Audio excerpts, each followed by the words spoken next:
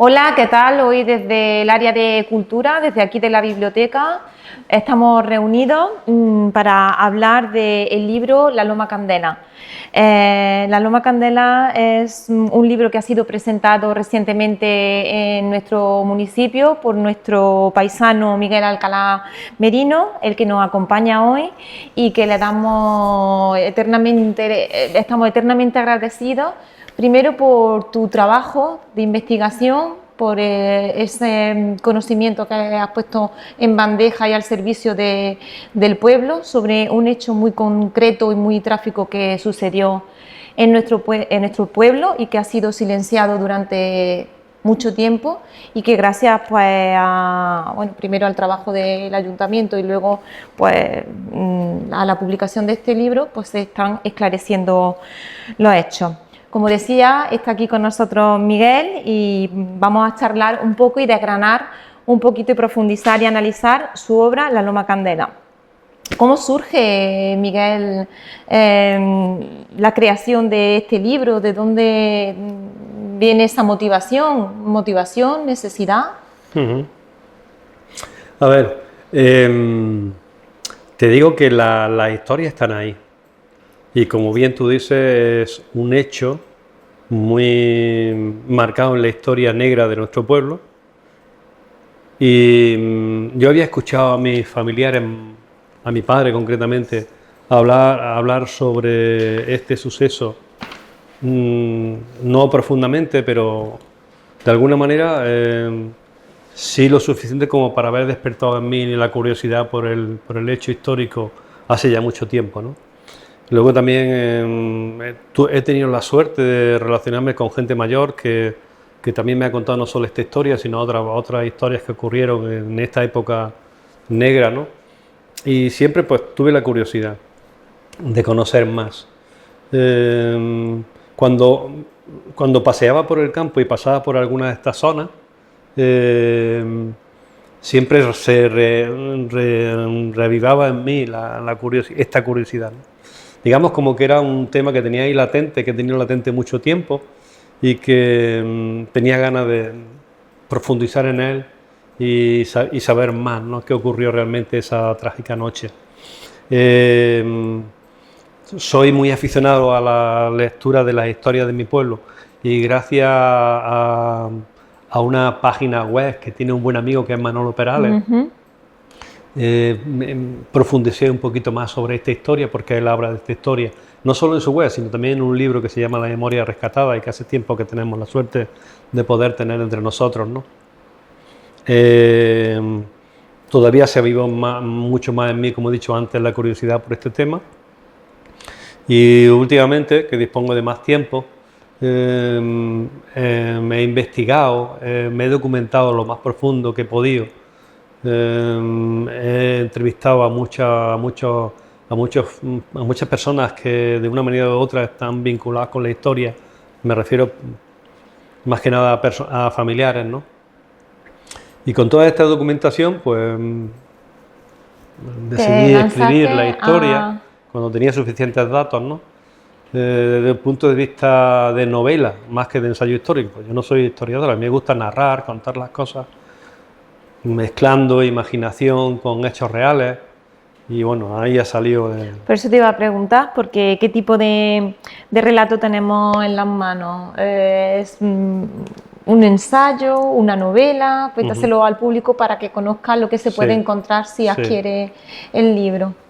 Pues es novela, marcadamente novela histórica. Está basada en hechos reales, como he dicho anteriormente, pero juega un papel muy importante en mi imaginación, ¿no? La imaginación no surge si no hay un bagaje de conocimientos previos. Yo creo que ha podido ser más un poco como una reconstrucción de los hechos, ¿no? Sí. Como cuando la policía llega a un sitio y ve pruebas y dice, pues aquí ha podido pasar. Muy bien, ¿no? muy bien dicho, muy bien expresado. Te voy a contar una cosa. Realmente la novela se mueve bajo una gran metáfora. La metáfora es el enfrentamiento de la cobardía y la crueldad contra la valentía y el coraje. Esa es la gran metáfora, ¿no? que encierra la novela.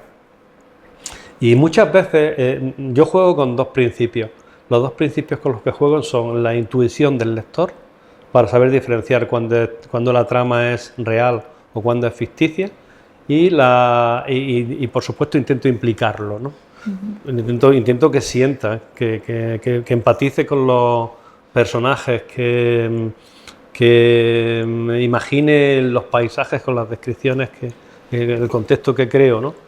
Y entonces esos dos principios, la intuición y la implicación, están constantemente en juego en mi novela, ¿no? Porque es lo que me hace enganchar al lector. Yo creo que efectivamente se distingue perfectamente bien lo que son los datos históricos, reales, y lo que tiene un poco de novela, ¿no? Te voy a contar una cosa de la intuición, de la imaginación. Ahí, por ejemplo, se me vienen a la cabeza varios momentos de episodios de la trama en la que se ve claramente a lo que yo llamo mundo mágico, imaginación. Hay un momento en que la madre Ana, que es la madre del grupo de niños que son protagonistas también en la novela, está con ellos sentado en una mesa y tiene monedas y le está enseñando el valor del dinero, ¿no? Uh-huh. Y se divierten haciéndoles preguntas a uno y a otro. ¿Esto ocurrió de verdad? Probablemente no. Es producto de mi imaginación, de ese mundo mágico que quiero crear. Pero el lector creo que es lo suficientemente inteligente como para deducir: Miguel lo que nos quiere expresar aquí es que la escuela de estos niños era el hogar. Su casa. Eran sus padres. Pues así ocurre con muchos episodios, que son ficción, pero realmente mandan un mensaje histórico, claro. Un mensaje del contexto.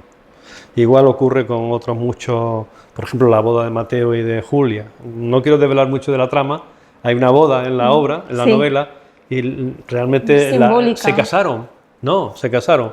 Y hubo realmente testigos, y hubo realmente una persona que fue el que testimonió la boda, ¿no? Con una graduación militar real, pero fue así, fueron esas las palabras. Probablemente no sé, quiero pensar que sí, ¿no? Porque yo luego he hablado con gente que estuvo más o menos implicada en el suceso y me cuentan más o menos que fue así, ¿no?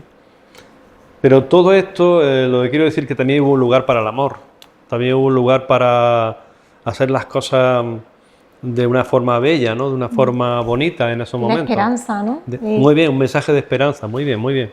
La esperanza, cuando yo apuesto por el amor, espero que esto acabe pronto y que encontremos detrás hay algo muy mejor. Entonces, la esperanza no se acaba, no se pierde nunca. Nunca. Sí. Aún en los momentos más trágicos. Sí. Además, en uno de los capítulos empieza la esperanza, aquello que existe cuando ya nada existe. Cuando ya nada existe. Sí. Muy bien. Así que es un relato muy esperanzador. Quiero que me hable un poquito del proceso de documentación. Ya te quería preguntar si te has documentado todo antes de escribir la obra, ¿ha sido de forma paralela? ¿Y qué tipo de fuentes has utilizado, aparte de los testimonios orales de personas? Muy bien. Buena pregunta, y una pregunta muy interesante. No existiría el relato, la narración, si no hay antes un proceso de documentación muy extenso. Entre otras cosas porque el propio novelista, y en este caso yo, no se encontraría consigo a gusto si no tuviese suficiente información y si no hubiese habido un proceso de contraste previo fuerte, ¿no? Te voy a hablar de las dos principales fuentes que he utilizado. Por supuesto, la que para mí ha sido más importante han sido las entrevistas orales que he mantenido con los familiares de las víctimas, con Ramón, con Domingo, hijos de Ramón Lara, el casero, con Mateo Alcalá Martínez, hijo de Mateo y Julia, otro de los protagonistas de la historia, importantísimo, con Lorenza y con Francisca, hija de Juan Cachino Montoro. Viven en Cardeña, son ya muy mayores, pero la mente muy lúcida. Estas entrevistas me han dado, además de mucha motivación y mucho ánimo a escribir la historia, me han dado muchos datos fidedignos de lo que ocurrió. Hombre, Entonces, además, perdona que te interrumpa, dices también en una parte del libro que me pareció muy interesante, tengo muchas notas hechas, sí, que los vencedores tenían muchos más papeles que los vencidos. que los vencidos, qué bonito. Pero que la palabra de los que tiene lo su vivieron fuerza, tiene su fuerza. Claro Entonces que yo sí. creo que es el testimonio que más puede pesar en este caso. ¿Sabes? Cuando escribí eso, que se lo comenté luego a Pedro, o que lo recuerdo de Pedro, mejor dicho, se lo comenté a Pedro, quiero decir la novela, ¿no? Sí. Me sentí, hay muchos momentos en los que te sientes más o menos inspirado, que cuentas las cosas encontrando las palabras más exactas, en las que te encuentras muy satisfecho, y esta fue una de ellas, ¿no? Los vencidos tienen muchos menos papeles que los vencedores, es cierto, pero está su testimonio oral, y su testimonio oral para mí tiene mucha validez. Cuando coges un testimonio oral tienes que tener cuidado, porque a menudo, conforme pasa el tiempo, conforme va pasando el tiempo, el testimonio oral muchas veces se puede deformar. Cuanto más cercano sea ese testimonio al momento en el que ocurrieron los hechos, Hombre. y si además el testimonio es de alguien que esté directamente Eso te iba a implicado decir, en la... está hablando de los hijos de las víctimas. Exactamente. No son de Sí. ya de Pero nietos luego, o Mari, bisnietos. pero Mari, luego yo he escuchado testimonios, porque he entrevistado a muchísima gente, de otras personas, y has tenido que contrastar y has tenido que elegir, y has dicho, me quedo con el de las familiares y con el de la gente que lo vivió más cercano a cuando ocurrió. ¿No? No todo porque vale. muchas veces no, claro, No todos valen. Hombre, yo lo que sí he procurado que cuando eran los datos históricos que daba en la novela eran muy necesarios, he intentado que sean los más fiables posibles. Entonces sí he acudido muchísimas veces a los ensayos históricos que ha escrito al respecto Manolo Perales, o otras veces he leído muchísimo a Luis Miguel Sánchez Tostado, que es un historiador de prestigio, o a Francisco Moreno Gómez, que también es un historiador de mucho prestigio. Sobre todo Manolo Perales, para mí es el más fiable, el más cercano al contexto y experto en la... Es verdad que es experto en Sí. la materia, en la investigación. Sí. Entonces, Sí, los testimonios orales Sí. que con los que cuentan el libro, yo creo que son súper y una son cosa directos. que no la quiero dejar en el tintero, verás, lo que le da el testimonio más esclarecedor de todos para mí, es el que se produce recientemente con la exhumación. Ajá. Los agentes de la Junta de Andalucía, las personas de la Junta de Andalucía, personas cualificadas, muy cualificadas, que llevaron a cabo la exhumación y que después realizaron el informe, a mí me merece mucho respeto. Y la autopsia que realizaron los doctores en el momento dado y que la han puesto ha salido a la luz, eso para mí es muy esclarecedor de los hechos que ocurrieron ese día. Todo cuadra, en las entrevistas, todo los cuadra, ensayos, ¿no? pero ese informe son 180 folios. Pero digo que además todo cuadra, ¿no? Hombre, Es Yo una estoy cosa que diga, bueno, convencido- es que este me está contando una cosa, pero en este informe no, claro, es que todo cuadra. esto es científico. Es que dentro de ese informe de los expertos que realizaron la exhumación hay datos científicos. 6 y el- disparos ese- que tenía Mateo, ¿no? 8 disparos. Vamos, yo estoy seguro que fue rematado. Ellos, los expertos, hablan de que solo 2 de ellos recibieron impacto de diferentes lugares en diferentes secuencias temporales. De Mateo no dice nada, pero tiene 4 impactos en la cabeza. Vamos, fue rematado. Es una opinión, Pero ¿no? rematado. Pero estoy casi seguro. De hecho, ya te digo que los informes de la autopsia así los develan, ¿no? ¿Has contado con las versiones solo de las personas cercanas a la víctima? ¿O has podido hablar con alguien más cercano al otro bando? Ajá. ¿O tener la versión de alguien que Sí. estuviese relacionado pues, Sí. con los guardias civiles o con la Sí. policía local Sí. que intervino en este Sí. masacre? ¿Has contrastado informaciones? No, te soy sincero, no hay contraste porque, entre otras cosas, a ver, como te digo, cuando yo hablaba con alguien, entrevistaba a alguien, no le preguntaba, no le decía de qué bando estaba. Y ¿Qué pasó en el momento, no? Claro, no se lo decía. Aquí hay una evidencia, bajo mi punto de vista. La evidencia más clara es que en el suceso histórico hubo 5 asesinados y hubo un grupo muy numeroso de gente muy armada, muy organizada, que fue a asesinarlos. ¿Me explico o no? Sí. Eso es objetivo. Impepinable, Luego vamos, después puedes hablar entrevistar o hablar con gente que tenga una versión o tenga otra. no una Y versión que fuese más real o no, sino también cómo vivieron a lo mejor las personas. ¿Cómo lo No interpretaron? sí, o intentar entender Sí. la. Es que no he tenido ocasión. Ya. Yo no he Las tenido guardias ocasión. civiles eran. Las guardias Porque civiles eran policías locales, o sea, municipales, sí, Sí, eran. sí, pero ya no han fallecido y yo no me voy a poner no Ya. ha salido de mí investigar sobre sus familiares, qué piensan, no, un poco lo he ignorado. He dicho que estuvieron allí, 1 o 2 municipales, los que sea, un número indeterminado de somatenes, que eran falangistas, Voluntarios, guardias ¿no? civiles de los puestos de Arjonilla, no recuerdo el otro pueblo, creo que Arjona y Marmolejo, diferentes mandos, un teniente coronel, un comandante, un brigada. No los cito, no digo los nombres, ¿vale? Los conozco, obviamente. ¿Los conoce? Los conozco porque los puede conocer cualquiera leyéndolos en cualquier informe histórico, en cualquier ensayo histórico, pero yo no los nombro.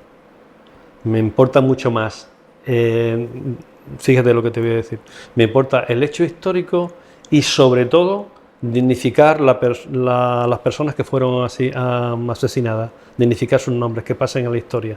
Los demás, no, a mí en mis relatos no me llama la atención más de lo que me debe de llamar, que fueron los que realizaron la ejecución, ¿no? ¿Hay elementos en el momento de la investigación que se te hayan quedado sin esclarecer? Que digas, hasta aquí no he podido llegar, o he querido, algo que hayas querido conocer más y no hayas podido por la falta de información o de documentación, o seguramente un montón de detalles y un montón de... Pero algún hecho que tú hayas querido profundizar y no hayas podido. Complicado. Recientemente, yo creo que he contrastado todo lo que he podido, pero siempre se te pueden quedar detalles atrás que son difíciles de conocer, ¿no? Recientemente un lector, y a mí te lo cuento con agrado, un lector, porque probablemente haya algún fallo en la narración, perfectos no somos nadie, ¿no? He procurado que no lo haya, pero somos humanos y siempre algo te queda en el tintero. Yo me he preguntado, ¿podía haberle preguntado a alguien más? ¿Podía haber entrevistado a alguien más? ¿Podía haber leído algo más? Probablemente. Pero porque, sobre todo si tienes alma inconformista como yo, pero tienes que poner punto y final un momento a esto antes de relatar. Me refería a que si Pero mira, queriendo llegar a un sitio, pues no... No he podido. No. Me ha quedado en el tintero, a ver, verá, la familia de Mateo Alcalá emigró toda a Cataluña. En Mataró concretamente se encuentran muchos de ellos. Y me ha quedado en el tintero, pero si Dios quiere la tengo que realizar, visitar personalmente a Mateo, al hijo. He hablado con él por teléfono varias veces. Es una persona muy preparada, muy acogedora. Pero no, claro, la distancia es un hándicap, ¿no? No está ahí mismo. ¿Están en Barcelona? En Mataró. En Villamayor, tiene 80 años. Su tío Julio, el hijo menor de su padre, el hermano menor de su padre, perdón, su abuelo, el hermano menor Julio, vive también, tiene 89 años, 87, 89 años, no recuerdo exactamente. Está delicado y sí me hubiese gustado visitarlo y hablar con ellos, y contarles mi ilusión a la hora de escribir la novela. Quizás lo consiga, ¿no? Lo tengo en mente y ojalá que llegue el día en que pueda estar con él, ¿no? Sí te voy a contar una cosa muy bonita. Te voy a contar una cosa muy bonita. Que está vinculado a mi vida, ¿no? Un tío de Mateo Alcalá Martínez es Miguel Martínez, que fue mi peluquero de joven. Tenía su peluquería en Belén, en el barrio de Belén. ¿Un tío de...? De Mateo. De Mateo. Miguel, hermano de Julia. Sí. iba por delante de Julio, el que te he nombrado anteriormente. Este hombre murió en una situación traumática, no te voy a contar ahora porque es muy triste, pero a mí yo le tenía mucha estima, me encantaba oírlo. Muchas de las cosas que cuento provienen de lo que él me contaba a mí de joven. O sea, como te he dicho antes, esta historia ha formado siempre parte de mi vida de una manera o de otra, ¿no? Y él me contaba muchísimas cosas, muchísimos detalles de los que luego yo puedo contar con objetividad en la novela, porque ya ves si los contó, vivió en primera persona. Es que vivió en la Fernadilla y estuvo allí. Y al hilo de lo que hemos dicho antes de si he contrastado o no muchos datos de los que aparecen, o me he quedado con las ganas de hacer más. Hace poco un lector me dijo: Miguel, los eucaliptos no estaban allí cuando ocurrió la tragedia. Y yo he dicho, bueno, yo qué sé, yo te puedo decir que yo en el ensayo histórico, el propio Mateo Alcalá Martínez... La descripción del paisaje, pues bueno... Sí, pues, habla de que sí estaban allí los eucaliptos. Los eucaliptos, ¿no? Si no fueron eucaliptos, pues serían otro árbol, pero yo sigo pensando que sí estaban allí los eucaliptos, ¿no? Uh-huh. Desde el enfoque del libro, porque para mí tiene un perfecto equilibrio entre lo que es la narración, la sensibilidad narrativa, Sí. además que le pone, me encanta, el buen trato con los mayores, el respeto hacia Pedro, el cariño, el amor. Sí. También aprovecha y habla un poquito también de los niños. Tiene ahí, la narración tiene una sensibilidad Sí. especial que se refleja en el libro. Y luego, por otro lado, contrasta pues los datos históricos, porque va por capítulos, metes días concretos, lo que pasó exactamente. Entonces tiene como has conseguido ese equilibrio Sí. que te mantiene ahí entre, no sé, esa sensibilidad narrativa, que estás leyendo una historia que parece que en realidad no pasó, y luego de repente esto ocurrió tal día, tal hora, llegaron Muy bien, muy bien, muy bien. entonces, ¿tienes un equilibrio ahí? ¿Cómo has conseguido o cómo lo has planteado? Sí. Idear la trama Exactamente. es lo más difícil a la hora de escribir una novela.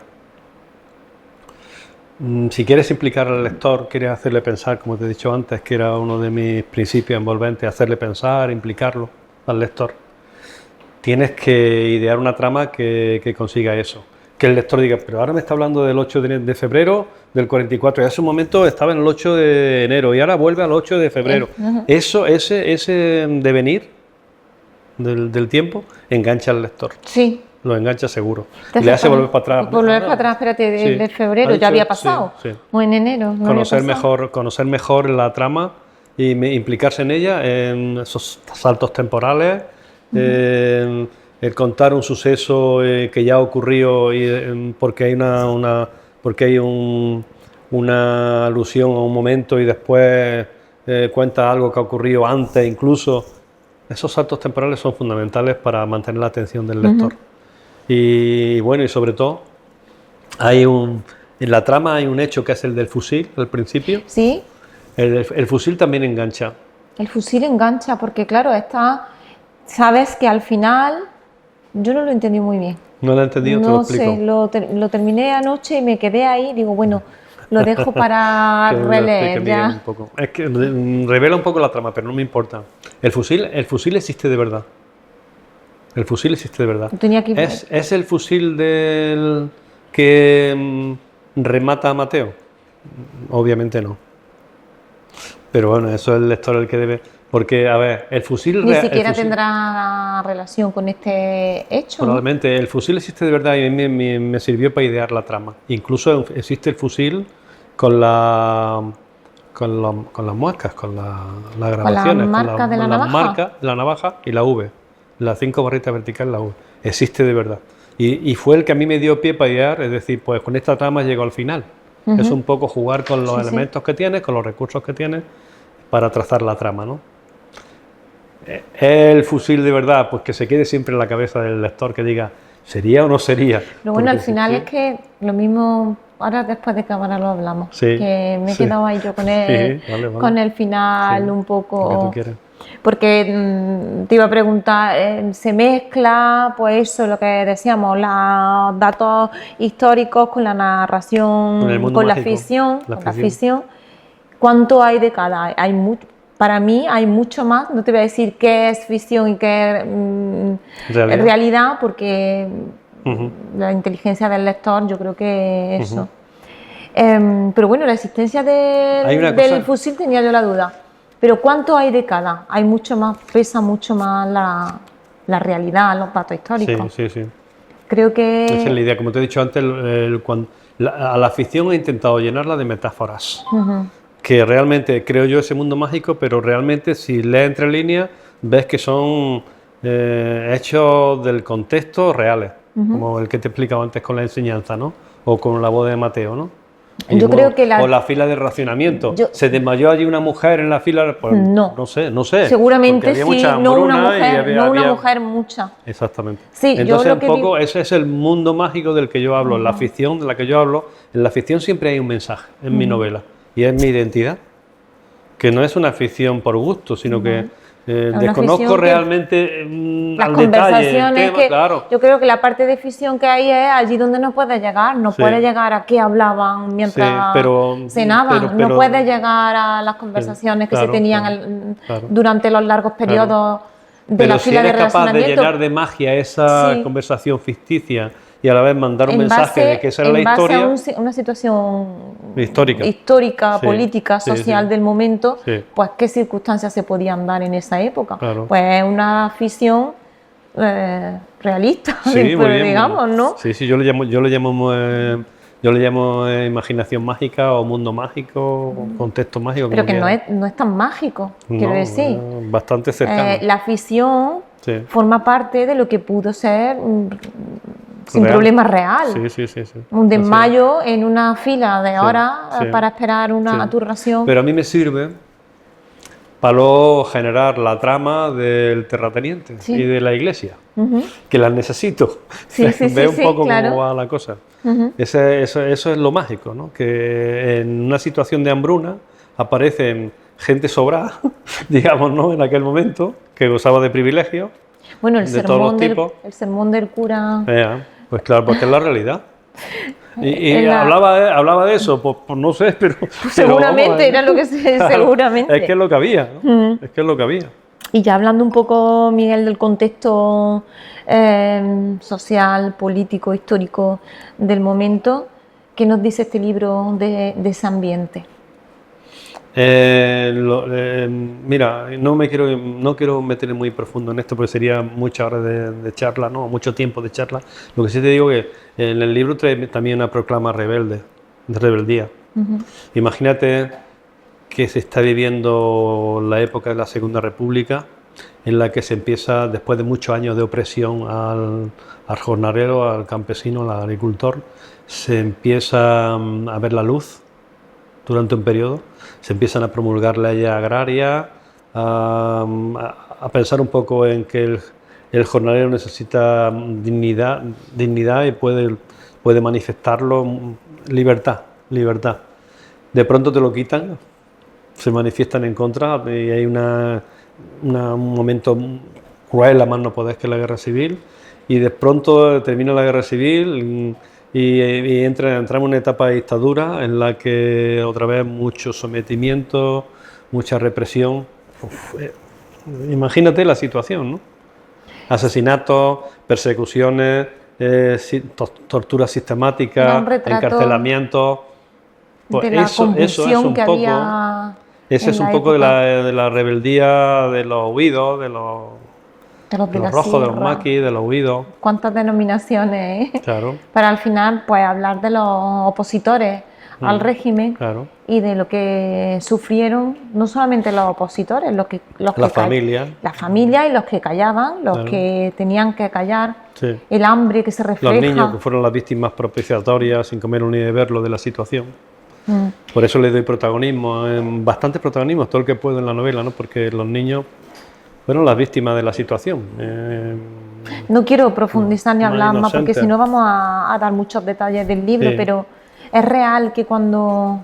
Yo creo que sí, supongo, porque si vivían allí estaba toda la familia, estaban los niños allí, se quedaron allí. Sí, eso es real, eso es muy real. Eso es muy real. Todo lo que cuento de la familia, de los niños, es real. Ahí sí que es verdad que no hay ninguna ficción. Eso es todo real. Ellos estuvieron allí, no murieron fortuitamente, porque dicen, Ana, una de las hijas, en un bellísimo reportaje que se llama, se realizó hace un tiempo por una, aquí en el ayuntamiento, trabajo no recuerdo el nombre, un vídeo que se hizo al respecto. Aquí en la televisión local. Sí, lo hizo Mari. No me acuerdo el nombre, pero disculpa. Da igual, pero y ella hablaba... sale Ana, la hija de Ramón y de Ana, y habla de que se lanzó otra granada de mano en la parte de atrás de la casa y que fortuitamente, por suerte no estalló. Si estalla, pues sí, no lo eso se relata contar, también. pues no lo hubiesen podido contar, ¿no? Su hermana herida, sí. quedarse allí Memorias sola. de luz se llama el vídeo. Memorias de luz se llama el vídeo que hizo Mari. Y ahí hay muchísimas manifestaciones de Domingo, el hijo de Ramón, de Ana, de Ramón, el otro hijo, de Miguel Ángel Valdivia, presidente para la recuperación de la memoria democrática en la provincia de Jaén, una técnica, Elena Veracruz se llama, de los que realizaron la exhumación. En fin, es un vídeo muy bueno, Memoria de Luz, lo recomiendo, que está en YouTube.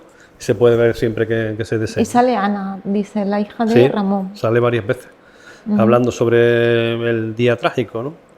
Ana, que... la noche trágica. Vive aquí en... Ya falleció. Falleció, pero sí, su hija, a su hija también la he entrevistado, claro que sí. Tiene 3 hijas, y las 3, vamos, viven en Marmolejo.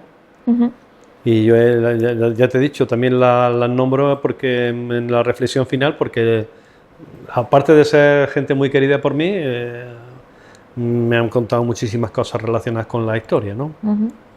El trágico episodio de la Loma Candela en Marmolejo no es un hecho aislado, digamos, un patrón generalizado. Sí. Mira, he tenido la suerte, Mari, al respecto, de que me ha llamado gente de fuera de Marmolejo que ha leído la novela y me han comentado que les ha llegado muy profundo, que es una historia que se puede, de hecho, es una historia que se puede expandir a cualquier lugar de nuestra geografía, de España, ¿no? Porque se repitió en muchos sitios. Mundo rural. Te voy a leer algunas reseñas que me han llegado de lectores al hilo de lo que estamos hablando. Me disculpa un momento, lo busco en el móvil, no voy a tardar nada. Hola Miguel, acabo de leer el libro, por no decir tu libro. Ya nos pertenece a todos. Trasciende a lo local. Drama mezclado con tragedia lorquiana. Mezcla de olor a campo y sangre putrefacción que debemos purificar para infusiones a nuestros descendientes. Un abrazo. Tu inspiración al servicio de la humanidad. Gracias. Bueno, como ves, es un comentario donde se ve la trascendencia, digamos, ¿no? Sí, y sobre todo pues refleja lo que se vivía en el mundo rural, sobre todo pues de este grupo de gente que no se vio en otra... Mira, este comentario que te voy a hacer también es de una persona de fuera, concretamente de Madrid, ¿vale? Es de Madrid. Y me dice esto. Bueno, a ver si lo encuentro rápido. Sí, buenísimo el libro, Miguel. Se nota que está escrito desde el corazón. Voy a leerlo de nuevo porque cuando un libro me toca la fibra lo pongo como libro de cabecera, deseando el siguiente. Es de Madrid el chico que me hace el comentario, ¿no? Y este ya me llenó porque lo vi un poco exagerado. Acabo de leer tu libro, enhorabuena tío. He disfrutado lo mismo más que leyendo un libro de Miguel Delibes de García Márquez. Te lo has currado. Hombre, la comparación, me quiere mucho, en el nivel. Me quiere mucho, ¿no? En el nivel. Me llama la atención, Miguel, que este hecho tan dramático no sea conocido por todos, de generación en generación. Sí. Yo creo que es un hecho que se tiene que recuperar y que no desde el odio, como tú dices, ni desde el rencor, sino desde el conocimiento y para poder valorar el presente. Sí. ¿Crees que si todas las víctimas, bueno, eran de 5, eran 2, pero yo digo que si todas las víctimas hubieran sido vecinos de Marmolejo hubiera trascendido más? ¿O da igual, el miedo que se sentía en la época, la represión obligó al silencio y ese silencio pues ya ha mutado a lo largo de las generaciones? O ha silenciado a la nueva generación. A ver, lo has contado muy bien, lo has dicho muy bien. Yo te iba a hacer varios comentarios al respecto, ¿no? En, en el inicio en el momento posterior a la historia, a la trágica noche, se silenció porque, o no se hablaba, mejor dicho, porque había mucho miedo. Uf. Tanto miedo que la forma de defender a la propia familia o defenderse a uno mismo era estar en silencio. Hombre. Que no se te implicara o que no se escuchara nada Ver un a muerto, favor. es que ver un muerto allí, ¿qué más prueba quería de que Sí, podías sí. ser tú? De hecho, bueno, sabes que el régimen utilizaba estos asesinatos como escarmiento para el resto de la población. Incluso se exponía públicamente a los cadáveres durante un tiempo para que sirviera de escarmiento, ¿no? Entonces, durante mucho tiempo se estuvo callado, se taparon los comentarios por miedo, ¿no? Porque se tenía miedo a que hubiese represalia contra quien lo manifestase. Claro, no se hablaba ni en el núcleo más privado de la casa. Tenían miedo, las paredes oían, ni siquiera ahí. Nada, ni siquiera ahí. Claro. Ahí, entonces, pues yo creo que... De hecho, yo le he preguntado a familiares de las víctimas... Eso ha contribuido en mi casa no se hablaba nada. Claro, por miedo. En la época actual, pues no sé si por no reabrir heridas, como se suele decir tópicamente, o... Hombre, hay bastante escrito al respecto. Hay muchísimo escrito al respecto, como hemos nombrado en muchísimas ocasiones durante la entrevista. Manolo Perales habla sobre este hecho en sus libros, ¿no? Y muchos más, y algunos escritores más. Desconocimiento, no sé, real de lo que ocurrió. Con respecto a lo que me decía antes de si hubiese habido más gente del pueblo, de los 5 solo 2 eran del pueblo. A ver, yo creo que es influyente y no tanto. Hombre, cuanto más hubiese del pueblo, pues más familiares habría de gente del pueblo y más retumbaría o más eco tendría en el pueblo, pero el hecho ocurrió en Marmolejo y eso ya es suficiente como para que fuesen o no todos del pueblo se manifestase más al respecto, se supiese más al respecto. Mi novela, uno de los objetivos que persigue, dignificar la figura de estas personas, pero también es que se conozca la historia, que la gente, las nuevas generaciones, pues conozcan lo que ocurrió, porque conocer algo es respetarlo. ¿Me explico o no? Claro. Cuanto más conoces sobre un tema, más respeto te va a infundir, más curiosidad te va también a dar y más va a querer conocer y todo eso que repercuta en que siga latente o sigue vibrando la vida de esta gente es lo más grande que puede pasar, ¿no? Que puede ocurrir. Que no se muera con el paso del tiempo, que no se olviden con el paso del tiempo que estas personas fueron luchadores por la libertad, fueron gente que dio su vida pues porque tengamos lo que hoy tenemos. Que fíjate lo que es, ¿no? O sea que por mucho que digamos nunca se ha vivido como ahora y tanta gente puede disfrutarlo en cuanto a educación, en cuanto a ciencia, en cuanto a progreso, en cuanto a sanidad, lo disfrutamos mucha gente, ¿no? Entonces eso es un síntoma de progreso, un síntoma de progreso del que participaron sin lugar a dudas estos luchadores por la libertad, ¿no? ¿Qué han opinado, qué te han comentado los familiares de las víctimas acerca del libro? Pues para mí era un tema... ¿Sabes si lo han leído, si tienen los medios? O... Sí, yo sí, lo han leído, todos me han felicitado, todos me han felicitado, todos me han mostrado su emoción y agradecimiento, supongo, porque... gracias por y su agradecimiento. Y para mí es uno de los motivos, porque he intentado ser lo más sensible posible y tener el máximo cuidado a la hora de expresar lo que quería expresar en la novela, sobre todo no hacerle ningún tipo de daño a estas personas, porque para mí fueron héroes. Y si me equivocaba o si me he equivocado ha sido sin querer, porque ya te digo, para mí es encumbrar su figura, que pasen en la historia y que se conozcan como lo que fueron, es lo más grande que puede haber existido. El reconocimiento de sus familiares está ahí y él me lo llevo conmigo. o lo tengo conmigo. Sí, porque lo que padecieron las familias después no fue mucho más fácil que la muerte. Claro. Y yo estaba leyendo y digo, ¿soy la mujer de Ramón o Elena o Julia? Y digo, es que casi que prefieres también... Sí. Es cierto. ¿Cómo pudieron sobrevivir a tanto dolor?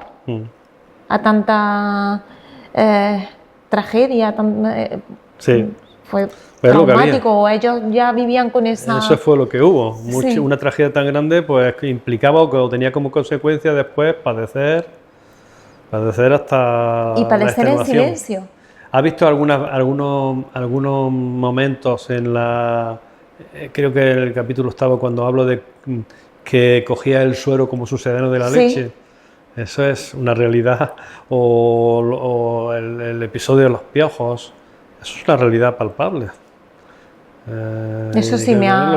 Es lo que había. Vamos. Sí, ya fuera de, Todo controlado, de tintes comida. políticos y de... Pues eso sí, he escuchado hablar a mi abuela y a mi madre, pues del añolambre, del hambre, de las cartillas de racionamiento, de eso, de que muchos, dentro de lo que cabe en ellos no estaban mal, pero que muchos, pues eso, malnutridos, mal vestidos, comiendo... Bueno, durante mucho tiempo además.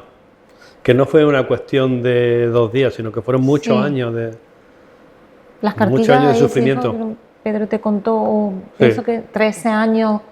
Pues, efectivamente, 13 años duraron. Y eso es control absoluto sobre su alimentación. Y ahí surge, como sabe, el extraperlo, que al pobre le supuso todavía más penurias, porque no tenía poder adquisitivo. Claro. O sea que... Porque tremendo. lo tendría que comprar más caro. Claro. Un desastre. Una barbaridad. ¿Tienes pensado, Miguel, presentar el libro, no sé, ahí en la zona de Córdoba, de donde son las otras víctimas? No sé, igual hay familiares o público que le pueda interesar. ¿Tienes pensado abordarlo desde allí o prefieres que...? Ahora me encuentro en un momento en el que solo pienso en divulgarlo lo más posible. Entonces, hoy estamos realizando esta actividad con ese fin, ¿no? De que se dar a conocer aún más todavía la obra. Cuando pase el verano, que sabes que el verano es una época difícil para este tipo de actividades, pues me gustaría también llegar al Instituto de Marmolejo, porque lo conociera también la gente de los jóvenes, ¿no? Muchos de ellos han sido mis alumnos. Yo creo que lo acogerían con agrado, conocerían la historia de si leen el libro, si se les ofrece el libro. También tengo pensado participar en algún club de lectura que hay en Marmolejo. Me han invitado. Y algunos pasos, aunque muy incipientes todavía, en algún ayuntamiento cercano. En el de Córdoba, el de Bujalance en concreto, que es lo que te iba a decir. Ahí no he pensado. Y ahí tienen que ser muy conocidos el movimiento jubil, de los jubiles. Pues podría ser una posibilidad y poco a poco. También es verdad que tengo una persona que me va a ayudar a introducirme en Diputación, y a ver si de Diputación, que tienen más recursos, me pueden meter en ayuntamientos, en municipios y demás, ¿no? No sé. Porque soy novato y cada paso que doy me cuesta trabajo. Bueno. Me cuesta trabajo porque no tengo experiencia y está el tema de... Ha hecho lo más difícil, contactar con las familias que ya... No sé si lo estoy haciendo bien o mal. Pues todo... Intento ser lo más natural posible. El libro es de una sensibilidad especial, te lo digo... Sí. Merece la pena, ¿no? Con total sinceridad, te lo digo, Miguel. Me ha emocionado. Ayer tenía una mezcla de cabreo, de pena, de rabia, y luego paré y dije, no es un libro en contra de, es un libro a favor de. Muy bien, gracias entonces, por interpretarlo así. Sí, entonces me quedé más con la tristeza que con la rabia. Te comento una cosa, Mari. Quizás por necesidad de transmitir que como novelista, como narrador, que es con lo que realmente disfruto, tenemos que tener siempre la consideración, tenemos que tener en cuenta de que una novela se concibe para entretener. Dentro del entretener al lector, a quien caiga en sus manos. Dentro de ese matiz de entretenimiento, el lector, obviamente, toda la libertad del mundo, se va a informar, a veces se va a cabrear, como te pudo pasar a ti, a veces se va a sentir contento cuando lee sobre la boda que se desarrolla. A veces está intrigado. A veces se va a ir a la cama cabreado diciendo, pero ¿cómo pudo ocurrir esto? Es que eso es lo hermoso de una novela, eso es lo bonito de una novela, la implicación. Perdona que reitere una vez y otra lo de la implicación, pero eso es fundamental, porque ese es el papel de cualquier novela. Implicar al lector, que el lector se sienta ahí identificado, tenga el tema, el valor de la solidaridad y siempre en el aire, en este caso, de la empatía con los personajes. Eso es lo que yo perseguía. Hablando de los personajes, que sé que quieres, los protagonistas principales, porque si lees, pues mira, los protagonistas principales pues eran este grupo de guerrilleros, de opositores al régimen, pero en verdad, lo que hablábamos antes, ellos no hubiesen podido ser sin la ayuda de los enlaces, de la gente que estaban en los cortijos, que les daba comida, ropa, que los resguardaba algunas noches del frío, jugándose su propia vida, el pellejo, como en el caso de del casero, Martínez, o del casero. Sí, o del casero, Ramón. Es verdad. El caso de Manuel Martínez, pero bueno, Manuel no salió mal parado en esa... Sí, fue a la cárcel. Fue a la cárcel el día de antes o en la misma... Sí. No me acuerdo. Bueno, fue a la cárcel. Estuvo 3 o 4 años en la cárcel, sí. Me llamó la atención que la mujer estuvo un año más. Sí, es verdad, es verdad. ¿Verdad? No a mí me llamó ayer, luego leyendo... Aquí en esto hay muchos... En esta historia también había, dependiendo de las relaciones que estuviera en la misma cárcel y demás, podías tener favores y demás. Sí. Pues eso, destacar la figura de las personas... De los enlaces. Que... Para mí, fueron, como digo en la novela, fueron guerreros y guerreras en la sombra. Jugándose la piel, jugándose sus vidas, ¿no? Pero también es importante destacar que la bandera enarbolaban la bandera de la esperanza y era algo mutuo. Los guerrilleros o los oídos, los rojos, los maquis, tener esos enlaces con los familiares o con personas cercanas era su esperanza también. Su esperanza de recibir información sobre lo que ocurría en su pueblo, sobre cómo se evolucionaba, etcétera, ¿no? Y a la vez los enlaces, pues el cariño de saber que y el sentirse útiles, el saber que estaban colaborando con la libertad, ¿no? En la lucha con la libertad. Yo creo que esa situación reconfortaba a todos. Pero sin lugar a dudas jugándose la vida. Jugándose la vida y la de, pues, la le de facilitaban lo que podían. Yo siempre digo que además de recursos, podían facilitarle comida o ropa o incluso armas, pero sobre todo le facilitaban cariño. Le daban cariño, le hacían sentirse... somos seres sociales. Fíjate, Mateo, a mí me llamaba y recapacitaba, digo, ¿cómo en un momento, teniendo una vida tan convulsa, tan intensa, de que un día es un día, mañana no se sabe, escondiéndose, malviviendo, siendo perseguidos, cómo hubo tiempo para el amor, cómo se enamoró, cómo se casó, es decir... Porque era gente joven y era una necesidad, ¿no? El amor, a ver, mira, te voy a hacer una cita, dice, porque viene muy bien además, y decía, me gusta mucho leer a Isabel Allende, y en una de sus obras decía que la fuerza más poderosa, viene muy bien, la fuerza más poderosa era la del miedo, y luego se arrepiente, y dice, me arrepiento de aquello que dije con ese personaje en aquel determinado momento de aquella determinada obra o novela, porque he descubierto que la fuerza más grande que existe es la del amor, más que... la del amor. Y ese es un poco lo que yo te quería expresar que existía entre los enlaces y los oídos. Que digo que tenía cabeza con todo que nosotros hoy, en el mundo en el que vivimos. Era gente joven. Ya, pero gente joven que su vida pendía de un hilo. Que ahora tienes cualquier cosilla que te surge y dices, y te viene otra cosa y dices, no tengo cabeza ahora mismo para estoy. Y ellos, viviendo la vorágine que vivían bueno, pues eso, de temor, de miedo, tenían miedo también, no dejaban de ser, claro. Por mucho que fuesen activistas. El miedo a perder la vida. El miedo a morir. Claro. Y encontraban eso, la esperanza de un día, que mañana sea un día mejor. Sí. La verdad que sí. Y también me llamó mucho la atención, bueno, esto ya es para hablar distintivamente sobre los personajes y hechos.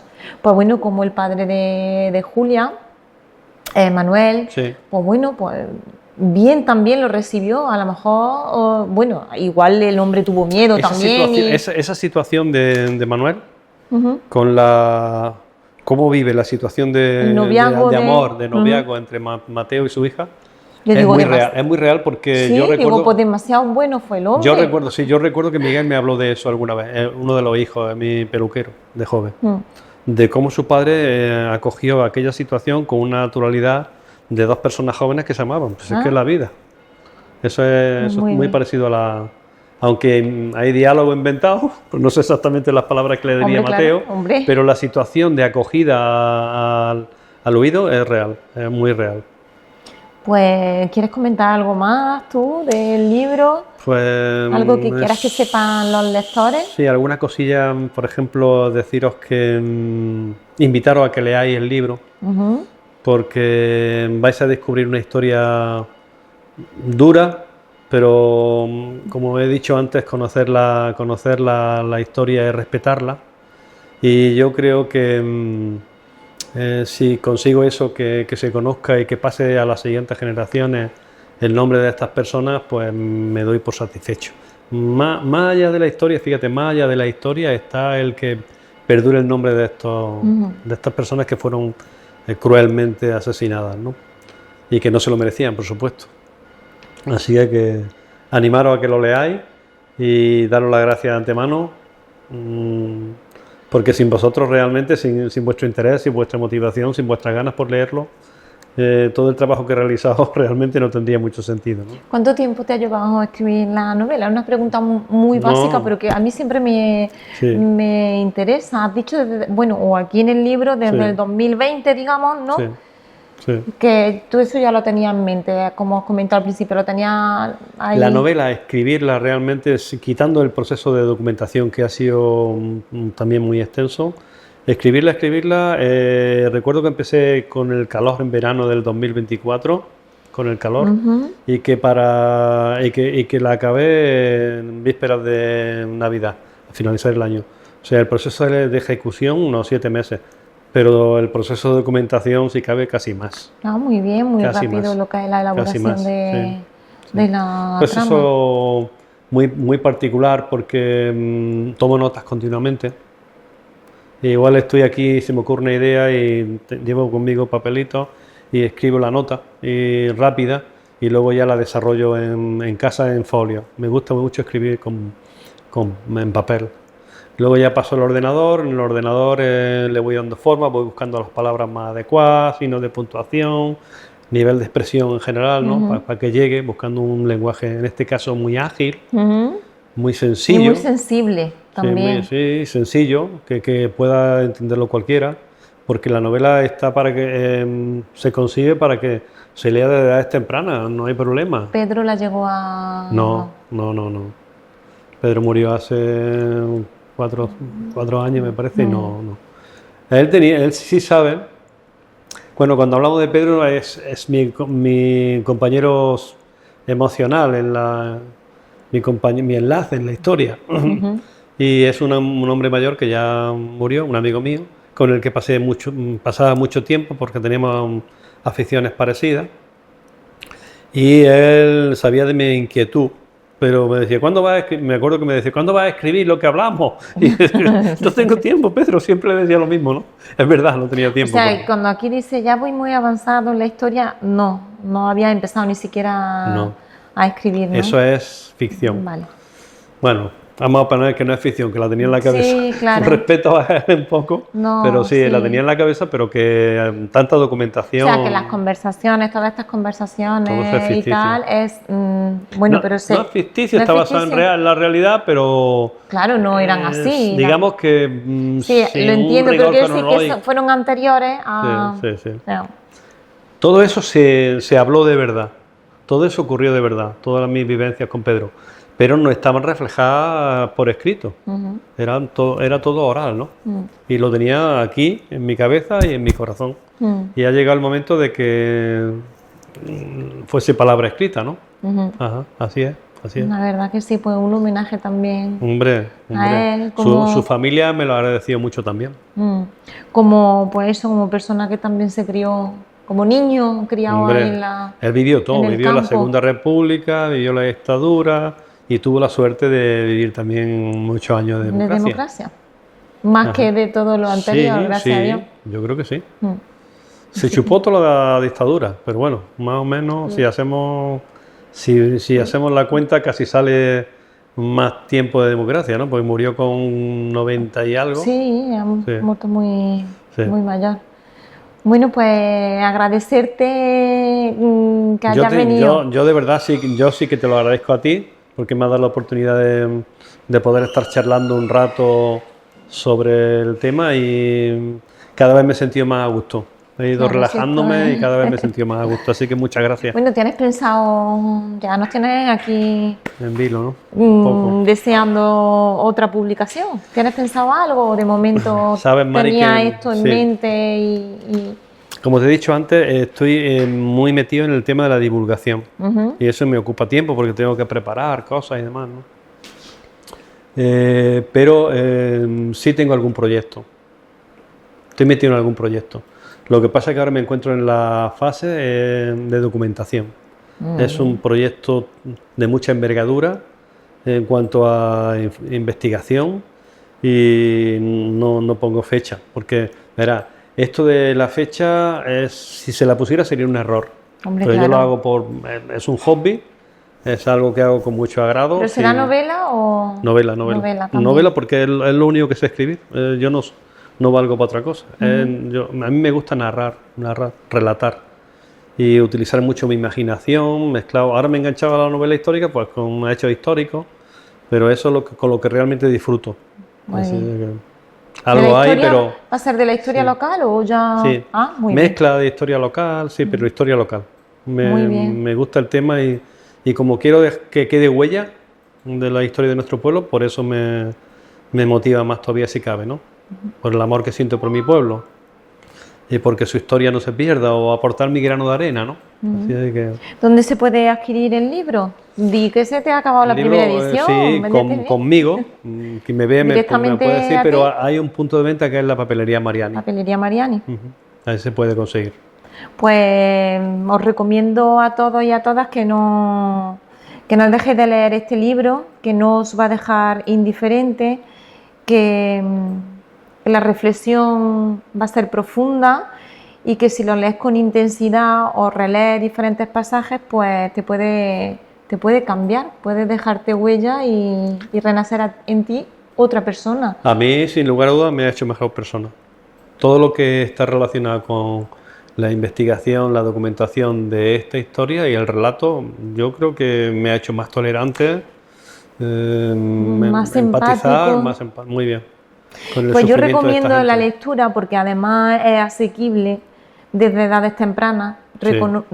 Recomiendo que lo lean Sí. pues los jóvenes del instituto ahora Sí, en sí, estas esa vacaciones. es una buena edad. para Porque empezar. no es ni muy extenso, Sí. ni tiene un lenguaje que no sea asequible para ellos, es decir, que se entiende Se perfectamente. entiende, claro que sí. Y creo que es necesario que... A ver, hay un tema que voy a comentar ya por terminar Sí. por echarte una mano a tu comentario. Es está muy contextualizado, emplea mucho la toponimia, el lenguaje, el nombre de los lugares. Sí. Pero yo creo que es que yo soy muy amante de ese patrimonio inmaterial de que las tenemos. aves, que ver los Sí, pájaros, también. los nombres de Bueno, los la fauna, la flora, el lenguaje del suelo, que creo que enriquece, ¿no? Y que da valor al escrito. Pues yo recomiendo sobre todo a la gente mayor que, bueno, hay muchos que no podrán ni leerlo porque no hayan tenido los medios para poder leer, que es muy triste, pero los jóvenes, y que los jóvenes lo transmitan a los mayores, que muchos mayores pues pueden... Y viceversa, claro que viceversa. Sí. Pero los jóvenes sobre todo para, bueno, para saber la historia que lo conozcan, claro. real, Sí. Y sobre todo este hecho que aconteció en nuestro pueblo. Sí. Muchísima suerte con la venta de esta segunda edición y agradecida de que haya hecho este trabajo tan bonito y de que nos acompañe. Muchas gracias, Miguel. muchas gracias a ti. ¿Un beso? Sí. Muy bien.